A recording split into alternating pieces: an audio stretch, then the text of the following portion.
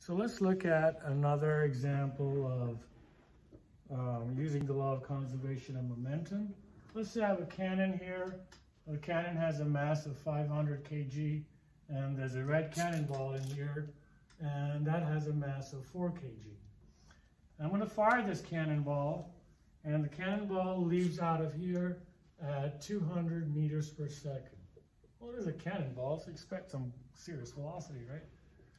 And so if I fire this cannonball out at 200 meters per second, what is going to be the recoil velocity as this thing hits back, goes backwards?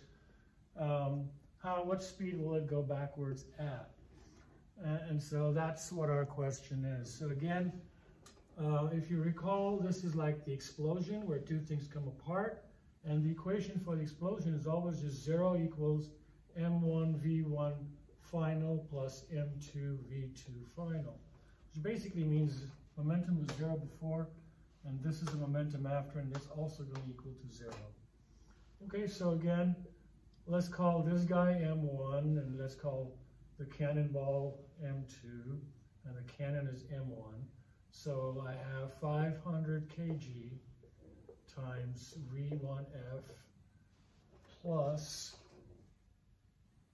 4 kg times 200 meters per second. And so you see, I put in, after the explosion, what is the mass of the cannon? Well, that's the same. Its velocity, we don't know what it is. We're going to solve for that. That's the mass of the ball, and then the velocity of the ball. Again, both this is positive because I'm shooting it to the right. And so that would make that 500 v1f plus 800 kgms, 800 kgms equals 0. And so subtract 800 from both sides, so we have 800 kgms is equal to 500 kg v1f. Divide both sides by 500. And so that would cancel, and that would leave you with 8 over 5, which is 1 3/5, so 1.6. Is that right? 1.6 meters per second, and that would be negative because when you take that 800 over, that becomes negative on the other side.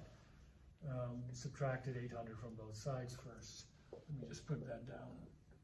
Subtract 800, that's how the 800 comes here. Then you divide both sides by v1.